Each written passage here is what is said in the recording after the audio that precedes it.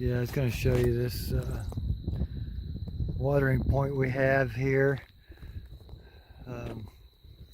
That's just a bigger tire. It's not a big giant tire. It's about the size of a combine tire, but I don't think it is a combine tire. But then for sheep and goats, we like to put that cover on it, and then a place for them to drink right here. And then some cement blocks are down in there. You can't see them, but there's some cement blocks down there in the water.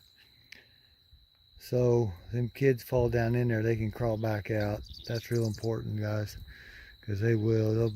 They'll be in there. They'll be dead. And you know, you'll be up there and check them, and you think everything's fine. And 15 minutes later, there'll be one in there. So, and then these other blocks are just for the sheep mainly. Some of the sheep, they'll jump up on that, but then some of the lambs and things, that just helps them get up there and get a drink.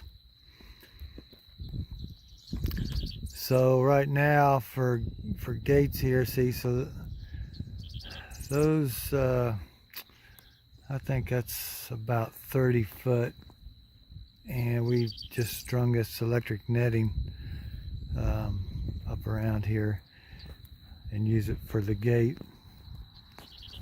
We wanted it wide enough to get a tractor in if we had to unroll hay or something up here we do in the winter time, or a pickup between the corner and this water tank, see, or a tractor can come in here between that post and then the water tank. And so we needed well over 12 feet, and so 14 feet, 15 feet give you a little cushion, and so that's what makes these gates so big.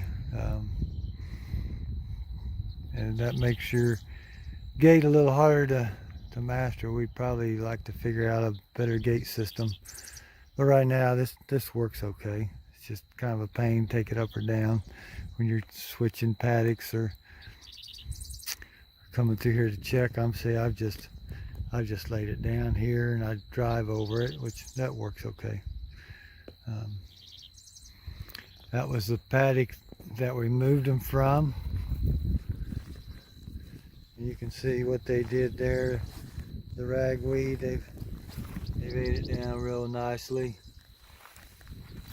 All the fescue, I mean the stems and some of the seed heads are still up there, but they've eaten most of the vegetation down to probably about, I don't know, 6 inches maybe, which is just about right. You don't want them eating too close to the ground.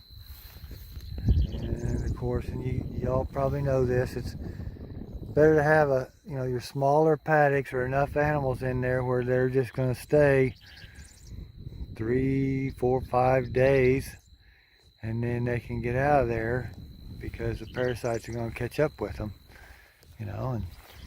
and plus there's going to be parasites still hatching maybe from last year when you were in there. Believe it or not, they'll still be hatching parasites if it gets wet like this. And so you can put a bigger group in there and let them stay in there a shorter amount of time, and then we move them to another. We got 2 more 5-acre paddocks up here we can move through. That's one of them. See that ragweed up tall, and then over here. To separate these paddocks, when you start putting animals up closer together, tighter, for maybe longer than they like to be in there, because you want them to eat some of the less desirable forage there, well, they're going to want to get out worse than if they were just had more room to roam. So we put up 3 wire. Well, this 3rd wire is actually down on the ground right in the grass right now. But before we turn them in there, we'll pull that up.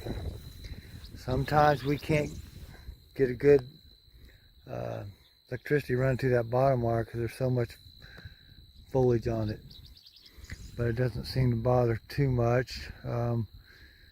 You need it, they will try to jump it. You need it maybe a little higher than normally you might, because because you're trying to make them stay in there, you know. And about, if you're gonna have them in there 4 days, well, about day 2, there's gonna be some of them getting restless, some of them that want to check out the other side and have some of that forage that you've been saving for them, or some of it that's growing back from the last time they were there and you don't want them in there yet.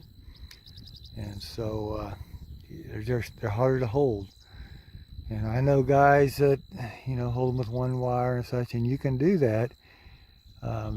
You need to move them, or they're going to move themselves quicker, and so you may not get the some of the less desirable things ate down that you want them to eat.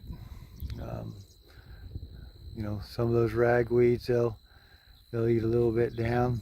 Maybe you wanted to eat more of it down. You just need to keep them in there longer, and then that's the challenge. So everybody has that trouble, and I have it. You just have to keep your wire hot, which is hard to do in the summertime when there's a lot of forage growing up on it. But you know, if you're having trouble doing that, well, don't feel like a Lone Ranger. So I'm going to head back to the house. Hope y'all had a good day today.